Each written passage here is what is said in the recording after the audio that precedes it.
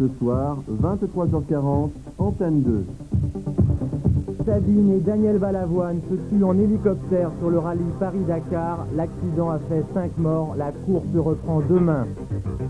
Le président libanais Gemayel isolé, 100 morts aujourd'hui à Beyrouth. L'accord de paix signé à Damas vole en éclats.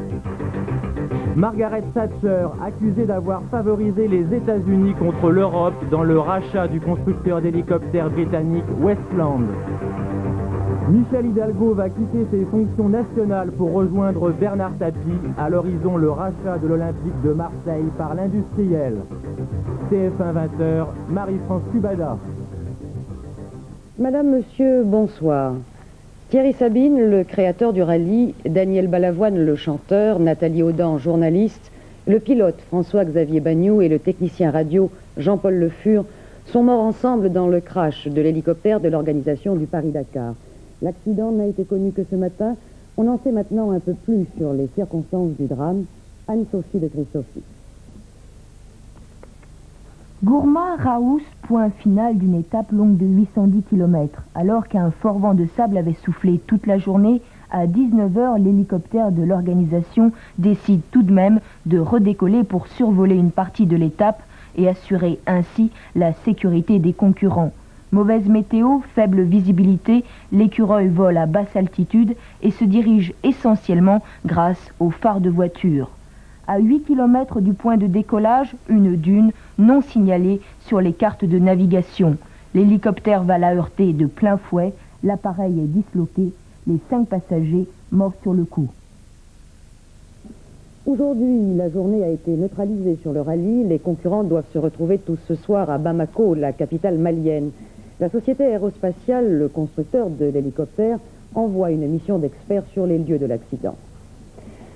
Sur place, les organisateurs ont annoncé que pour respecter la volonté de Thierry Sabine, le rallye poursuivra sa route. Thierry Sabine, l'organisateur du Paris-Dakar, avait 36 ans. Les concurrents du rallye l'avaient surnommé Dieu le Père. Thierry Sabine, c'était l'homme de tous les risques et des grands espaces.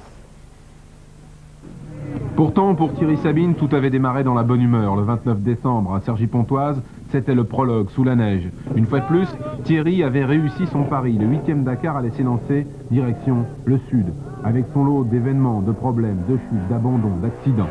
Depuis 1979 et sa première édition, le Paris-Dakar était devenu l'épreuve phare française. Et du haut de son hélicoptère, Sabine contrôlait la course, jouant à la fois le rôle de surveillant, de guide et de Saint-Bernard. Pour Thierry, l'hélicoptère était nécessaire, en fait seul moyen efficace pour parcourir le désert plus vite que les concurrents et du même coup être toujours sur l'événement. Thierry ne se contentait pas de créer, il était toujours sur le terrain, emporté par sa fougue, sa folie, son envie de toujours tout savoir. Un petit peu de vent au ras du sol, mais ce n'est pas encore une tempête de ça. Et il y a un risque d'évolution ? Non, je ne pense pas, parce que je ne pense pas. Bon, Inch'Allah. Est-ce que vous allez neutraliser la course? Pardon? Est-ce que vous allez neutraliser la course? Pourquoi? Ah bon, il y a de drôles de questions. Non, non, j'ai dit ce matin au briefing que le vent de sable c'était comme le brouillard sur une route d'Europe. Je veux dire, c'est pas pour ça qu'on arrête une épreuve. Thierry était toujours confiant et quoi qu'il arrive, le rallye continuait sa course. Pour Sabine, l'aventure africaine avait débuté en 1976 dans le rallye Abidjan-Nice. Perdu pendant 5 jours dans le désert du Niger, Thierry avait vu la mort de près, tout comme nos confrères d'Antenne 2 il y a quelques jours, sorti heureusement indemne de l'accident. L'accident d'hélicoptère, Thierry Sabine connaissait, s'étant déjà craché 2 fois dans des rallyes précédents, mais sans dommage physique. Le 3e lui a été fatal, ainsi qu'à Daniel Balavoine, notre consoeur Nathalie Audan, le pilote François-Xavier Bagnoud et le radio Jean-Paul Le Fur. Thierry Sabine et le Paris-Dakar ont été souvent contestés. Mais le personnage Thierry Sabine ne laissait personne indifférent. Même ses plus farouches opposants, regroupés dans l'association PADAC, lui ont rendu hommage. Parmi ses nombreux amis qui ont exprimé leur émotion ce matin, Yves Géniès a recueilli la réaction de Jean-Jacques Poc, l'un de ceux qui le connaissaient le mieux. Ce qu'il caractérisait, c'était la passion qu'il créait, la passion que nous avions. Lorsque nous disions nous ne reviendrons plus, c'est parce que c'était passionné, passionnel. On aimait Sabine, on le haïssait parfois, vous savez, un petit peu comme dans les couples, mais je crois qu'il ne laissait jamais insensible. Et on revenait toujours voir Thierry. Il a eu le courage de faire que d'autres n'ont pas pu ou n'ont pas voulu faire. Vous voyez la façon dont il est critiqué aujourd'hui, certains auraient été sensibles à ses critiques, lui ne l'était pas, il avançait, il continuait, il réussissait. Vous pensez qu'il avait quelque chose de plus qu'un organisateur normal? Sans doute, il avait le charisme déjà. Et je crois que, outre ce charisme, il donnait confiance à chacun parce qu'il prenait les mêmes risques, parce qu'il accompagnait chaque concurrent, du meilleur, du pilote usine au plus modeste, qu'il allait, il l'a démontré encore récemment, rechercher des pilotes dans le désert, qu'il voulait toujours sur l'événement, il l'a prouvé hier soir, c'est comme ça qu'il en est mort. Daniel Balavoine, qui a trouvé la mort aux côtés de Thierry Sabine, avait 33 ans. On a commencé à l'écouter en 78 avec Starmania, son premier tube, Le Chanteur, jusqu'à son dernier succès, La Ziza, l'histoire d'une jeune beurre. Mais il était connu aussi pour sa franchise et ses coups de gueule politiques. Passionné par le sport et les rallyes automobiles, il avait participé cette fois en tant que concurrent au Paris-Dakar 85. Denis Brunetti trace son portrait. Balavoine dans le Paris-Dakar 85 à toute vitesse. Balavoine dans la Ziza, les mots écorchés.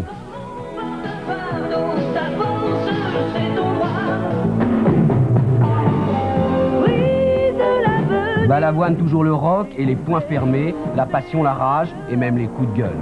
Les sanglots, le péché, leur pécho, Dieu que c'est beau. Et j'emmerde tous les pouvoirs, d'où qu'ils soient, quelles que soient leurs idéologies, et j'emmerde en même temps ceux qui croient que c'est facile de le faire, parce qu'ils n'ont qu'à venir le faire à ma place. A-t-il changé depuis ses sourires bon enfant, Tendresse 78, un premier tube, Le Chanteur, un Olympia 80 et un opéra rock, Starmania, avec son ami Michel Berger. Et oui, il a eu des rages. Depuis 80, quand il dit au candidat Mitterrand, la jeunesse se désespère, elle ne croit pas à la politique. Et il a continué. Télé, radio, dérangeant sur la politique, les partis, les droits de l'homme. On en a fait un porte-parole, alors il tranche et même il choque. Tout ça, c'est de la merde. Il faut le dire maintenant aux gens. Il faut qu'on nous change la vie. On voudrait apprendre à nos enfants autre chose que ce qu'on nous a appris. Et maintenant, je le dis tout haut et fort, et tout en emmerdant ceux qui croient que j'ai les idées courtes, parce qu'on peut me donner des heures d'émission, et si on veut des idées, j'en donnerai, et sur un peu tout. Et je suis prêt à recevoir surtout celles des autres pour montrer s'ils en ont autant que moi. Les gens du Toujours la rage, mais aussi du cœur. Manifestation pour l'Argentine, un mot pour Jacques Abouchar en Afghanistan ou pour l'Éthiopie. Le principe, c'est de chanter ensemble, peu importe, d'écrire encore une autre chanson. Un vrai chanteur sans frontières de cœur. Toutes les choses que je fais font partie d'une passion que j'ai, c'est la vie, que ce soit la voiture, chanter, lire, aller au cinéma, faire de la musique, parler à des gens, jouer au tennis, au golf, tout ce que vous voulez. Enfin, l'amour, la tendresse, l'amitié, tout ça, c'est des choses qui me passionnent, c'est la vie. C'est la vie qui me passionne. Les obsèques de Daniel Balavoine auront lieu vendredi ou samedi à Biarritz. Tous les proches de Daniel Balavoine sont bien sûr consternés par sa soudaine disparition, mais rares sont ceux qui, parmi eux, acceptent de faire part publiquement de leur peine. Aujourd'hui, le monde du show business a perdu beaucoup de son entrain, et notamment la radio musicale 95.2, où Balavoine avait tous ses copains. Les témoignages recueillis par Bernard Gély. Dans l'entourage professionnel de Daniel Balavoine, on n'a guère le cœur à l'ouvrage. La nouvelle est venue trop brutalement ce matin. Michel Berger, par exemple, a appris le décès de son ami intime juste avant d'animer une émission sur une radio périphérique. Vous savez, on dit toujours « j'arrive pas à y croire », mais c'est vrai, c'est parce que c'est quelqu'un qui était très très combatif et qui était à l'image même de la pêche et de la combativité, même à un point que je crois qu'on gardera l'image de quelqu'un qui se battait, qui était souvent scandalisé, en colère, et qui était vraiment généreux, qui avait envie de s'investir dans plein de choses. Pour moi, la réussite dans la vie, c'est avoir chaque jour un comportement de plus en plus conforme aux idées que l'on prétend avoir. Daniel Balavoine. Des chansons aux médias, Balavoine a utilisé bien des moyens pour s'exprimer. Il a même joué, comme il le disait, aux journalistes. C'était sur une radio privée. Là aussi, le coup est dur. La journée a été professionnelle, c'est-à-dire qu'il a fallu quand même faire partager notre peine et en même temps le souvenir gai de Daniel dans les bobineaux qu'il avait pu enregistrer pour nous, les enregistrements qu'il avait pu faire pour nous, aux gens qui nous écoutent, c'est-à-dire que ça a été triste et en même temps une sorte de retrouvailles avant l'heure. Le pilote de l'hélicoptère, François-Xavier Bagnoux, était suisse et avait 25 ans. Jean-Paul Le Fur était un technicien de RTL. Nathalie Audan, journaliste au Journal du Dimanche, avait 25 ans. C'est la première fois qu'elle participait au Paris-Dakar, une sorte de récompense à l'article qu'elle avait écrit précisément sur la course et reconnu comme étant le meilleur. Elle avait été la première femme élue par ses confrères au comité directeur de l'Union syndicale des journalistes sportifs de France. On a cru cet après-midi à un cessez-le-feu entre les forces chrétiennes rivales qui combattent à Beyrouth. Selon certaines sources, le chef des forces libanaises chrétiennes, Obeïka, s'était rendu. Mais il semble pourtant qu'il soit toujours encerclé dans son quartier général et que les combats se poursuivent. Catherine Gentil. Voici les dernières images que nous avons reçues du Liban. Ce matin, les troupes du président Gemayel prenaient d'assaut le QG d'Eli Obeïka, chef des forces libanaises. Depuis 48 heures, les chrétiens s'affrontent avec une rare violence à Beyrouth-Est. Avant... Vue du 56e étage de la tour Montparnasse, n'est-ce pas qu'elle est belle? Nous sommes toujours en direct et c'est le premier rendez-vous de la semaine, le premier rendez-vous du loto bien entendu, celui du mercredi. Chers amis, bonsoir. Les boules vont maintenant descendre dans la sphère, nous allons bien les mélanger, nous allons bien les laisser se brasser. Pendant ce temps-là, nous allons parler du tirage de samedi.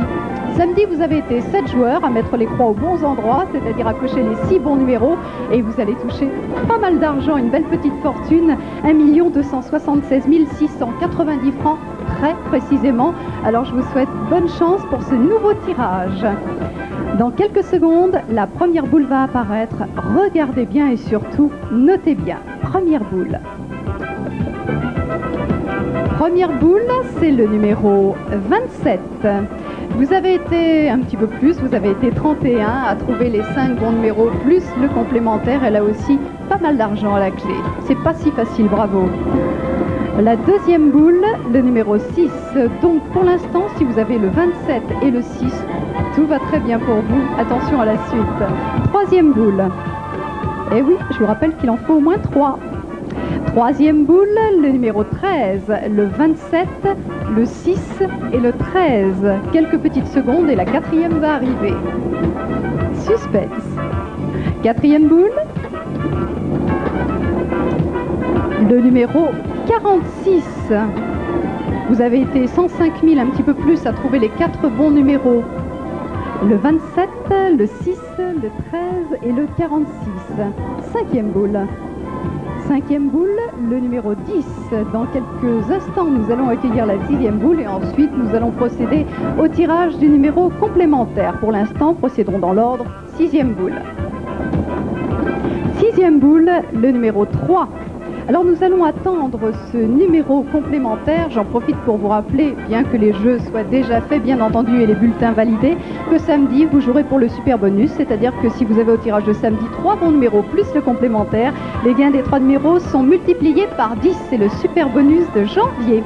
Voici le numéro complémentaire et il porte le numéro 40.